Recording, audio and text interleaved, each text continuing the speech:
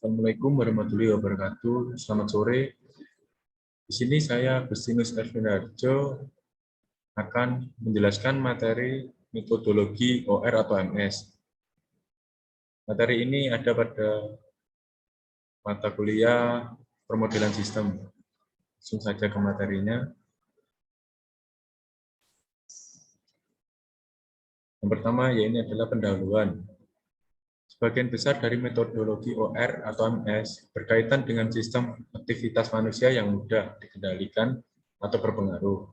Dalam rancangan OR atau MS akan melibatkan stakeholder, aktor atau peran untuk masing-masing, seperti berikut ini. Stakeholder yang pertama ini adalah pemilik masalah. Pemilik masalah adalah kelompok atau orang yang mempunyai kendali atas aspek tertentu yang menyangkut masalah. Kebanyakan pemilik masalah adalah pembuat keputusan itu. Yang kedua yakni adalah pelaksana masalah. Pelaksana masalah adalah yang menggunakan solusi dan melaksanakan keputusan yang disetujui oleh pembuat keputusan atau pemilik masalah. Dan ia tidak punya otoritas untuk mengubah keputusan atau memulai tindakan baru. Yang stakeholder yang ketiga ini adalah penikmat masalah. Penikmat masalah adalah orang yang merasakan manfaat atau konsekuensi pelaksanaan solusi. Yang stakeholder yang keempat atau yang terakhir yaitu pemecah masalah atau analis. Pemecah masalah atau analis adalah yang meneliti masalah dan mengembangkan untuk mencapai suatu solusi atas persetujuan pemilik masalah. Selanjutnya, arti penting kejelasan definisi peran. Peran di sini dapat diartikan semua peran akan selalu didefinisikan dalam bentuk ketertarikan sistem yang sempit.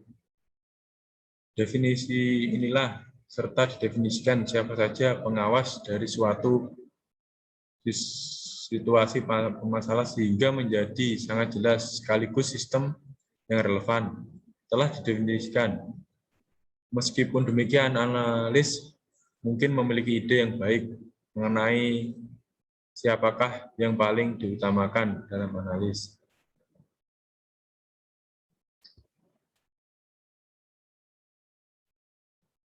Di sini pada PowerPoint juga dapat dibaca, peran sponsor akan mewarnai ruang lingkup proyek, misalnya menentukan kerangka kerja dan fokus pelaksanaan. Jika kerangka kerja diprakarsai oleh pembuat keputusan, proyek biasanya bersifat substantif yang menghantarkan pada perubahan yang nyata.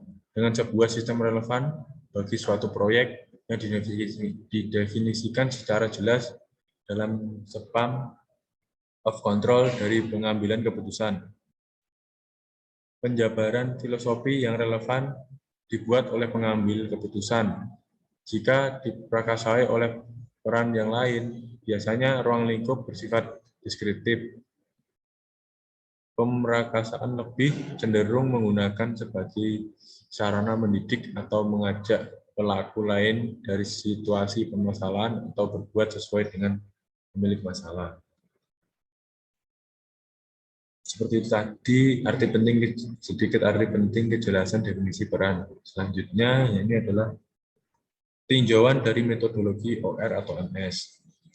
Bisa dilihat pada PowerPoint. Pada dasarnya ada 11 langkah dalam metodologi OR atau MS.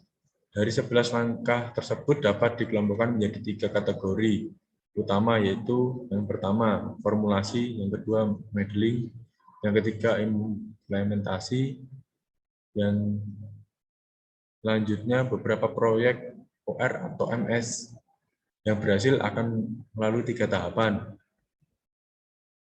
Tahapan yang pertama yakni formulasi masalah, yang kedua permodelan matematis, yang ketiga implementasi hasil rekomendasi. Selanjutnya ini metodologi OR atau MS. 11 langkah dalam modeling OR atau MS adalah sebagai berikut. Formulasi. Ini mengulang di slide sebelumnya tadi ya. Formulasi. Yang pertama, meringkas situasi permasalahan. Yang kedua, mengidentifikasi masalah untuk dianalisa. Yang ketiga, menggambarkan sistem yang relevan. Selanjutnya ini adalah permodelan. Membangun suatu model matematika. Selanjutnya mencari solusi yang sesuai. Selanjutnya pengesahan dan tes kemampuan. Kita analisa kepekaan solusi atau laporan proyek. Implementation.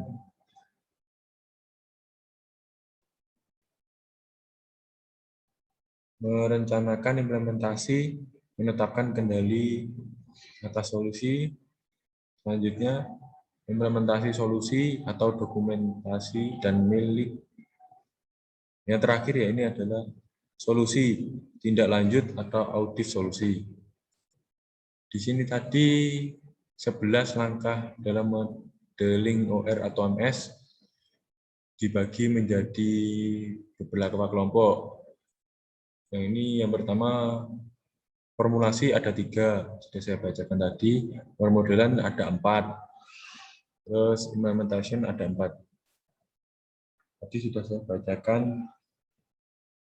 Jadi 11 tadi dibagi menjadi 3 kelompok. Selanjutnya ini adalah tahapan formulasi masalah. Tahapan formulasi masalah di sini artinya adalah langkah pertama menyimpulkan situasi permasalahan dengan mengartikan rich picture. Rich picture membantu kita mengidentifikasi permasalahan. Langkah kedua, formulasi masalah. Langkah ketiga, kita gunakan pendekatan proses untuk mengidentifikasi struktur. Proses transformasi komponen-komponen, input-input, dan output dari sistem relevan yang digabungkan dalam diagram pengaruh. Selanjutnya ini adalah 4 elemen dari masalah. 4 elemen dari masalah, ya ini yang pertama pembuatan keputusan. Yang kedua tujuan pembuatan keputusan. Selanjutnya adalah ukuran kinerja. Dan yang keempat, yang terakhir, aksi atau tindakan alternatif atau variabel keputusan dalam mencapai tujuan. Terus yang selanjutnya kompleksitas dari pendefinisian masalah.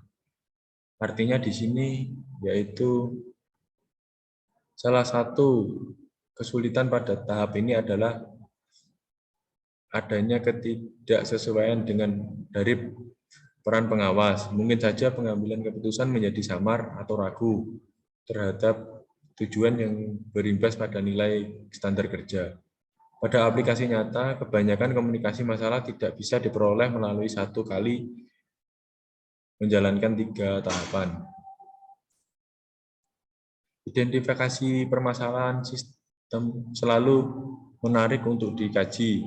Akan tetapi keterbatasan dana dan waktu sebagai kompensasi penelitian bisa saja menjadi batu sandungan.